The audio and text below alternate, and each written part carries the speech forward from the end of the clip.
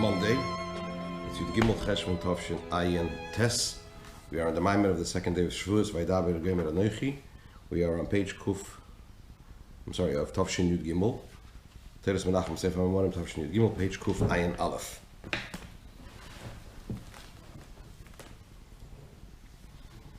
We're in the middle of discussing here the connection between Torah and Dibur, Torah and speech. And the Rebbe explained that although the main aspect of Torah would seem to be related to the mind, to understanding, to comprehension, nevertheless there's a strong emphasis on speech in relation to Torah. And the Rebbe began to explain this by first bringing in the fact that Torah existed even before the Torah was given. He cited a number of situations, a number of sources which point specifically to the fact that Torah existed even before the Torah was given. The forefathers studied the Torah, they fulfilled the Torah.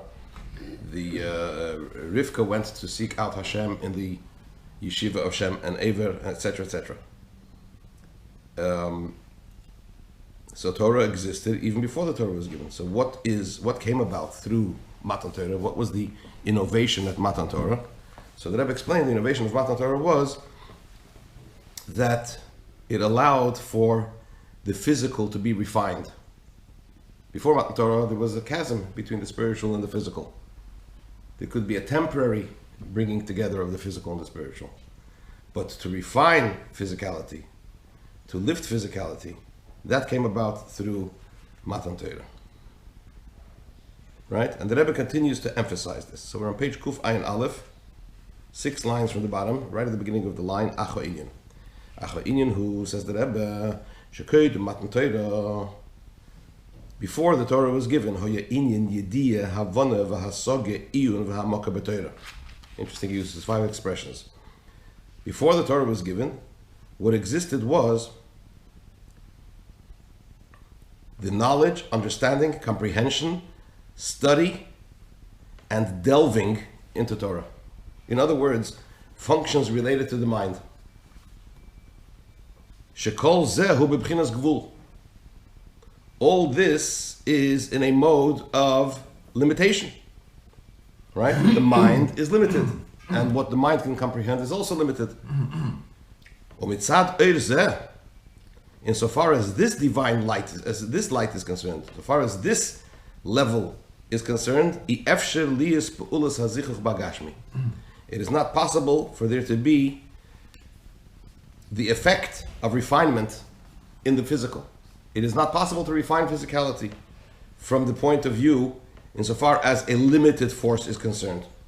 Because as mentioned yesterday, the gap between the spiritual and the physical is an unlimited one. In other words, there's no gradual progression from the spiritual to the physical. As low as you will reduce the spiritual, it won't turn into physical. And as much as you will refine the physical, it won't turn into spirituality on its own power. Correct. But when the Torah was given, nitin bechinas hadibur the Torah, what was given at Matan Torah? The aspect of speech of Torah. What is speech? This represents a divine light which is immeasurably greater than created beings. Keniska Lila, as mentioned before, says the Rebbe in the brackets, that the greatest quality is expressed specifically in the speech. The highest level of the soul is expressed in speech. The Rebbe explained before that the ability to articulate, to construct letters, to express letters in a meaningful way, that's rooted in the very essence of the soul. In the levels of Demim, Tzameach, and Chayim Medaber, the Rebbe explained, is related to Kadmus HaSeichel, the way it is rooted in the very essence of the soul. Similarly, when we talk about levels of godliness, when we talk about Dibur HaTorah, the expression, the words to articulate the Torah, that stem in words and speech, that stems from the very highest levels of godliness.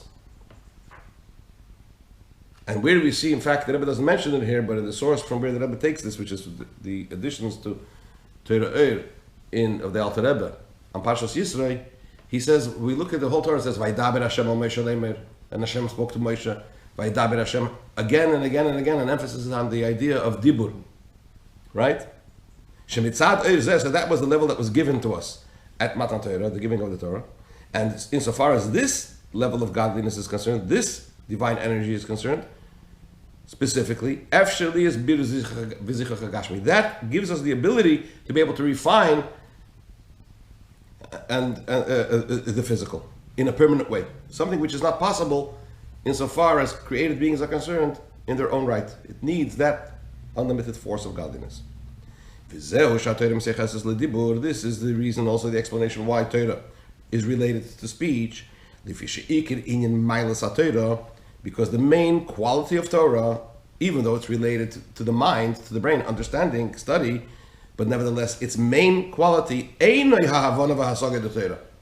not the idea of an understanding and comprehension. Top of Kufa and Beis. For the idea of understanding Torah, studying Torah with the mind, with the functions of the mind, that existed even before the Torah was given, as mentioned earlier. So what was the innovation at the giving of the Torah? What came about? What was new? What was introduced at Matan Torah that didn't exist before? Conceptually, you talk. Reading. Why conceptually? The forefathers studied Torah. First in the Torah. Yeah. Noach But studied they Torah. didn't stay. What do you believe they say? They could. It's not. Of That's course what they I'm could. saying to you. Oh, you mean conceptually dibur? Yeah. Yes, but of course Because they spoke Torah. Okay, they spoke Torah. They were What was physically. the innovation then? The innovation was that Hashem inserted into Torah the idea of dibur. The level represents spiritual idea. The spiritual idea yes, of Hebrew. yeah, the level. Yeah. Okay. For example, to mention what he said before, a practical difference, he mentioned before that if an ignoramus who doesn't understand the words of Torah has an obligation to say Birchas HaTorah. If I don't understand what I'm reading in the Torah, and I go and I read, I fulfill the mitzvah of Torah. Where do we see that? Because I'm obligated to make a bracha. I can't make a bracha if I'm not fulfilling the mitzvah. It would be a bracha in vain. Right. What does that demonstrate? That uttering words of Torah in its own right is meaningful. So what's the difference between if I understanding or not understanding? Because there is an addition to the except to the fact that I'm accepting and I'm lifting myself, but with regard to the because part of the mitzvah of Torah is also to understand Torah, right? And in fact, the mitzvah is that a person should study the entire Torah, at least as much as one is able to. But what was so there's two things. First of all, before the Torah was given, there was no mitzvah to study Torah. The fact is that they did study the Torah, right? What did they accomplish through that study of Torah? A limited accomplishment. They could not refine and lift the physical. That's point number one. Point number two, after the Torah was given, yes, studying Torah became a mitzvah.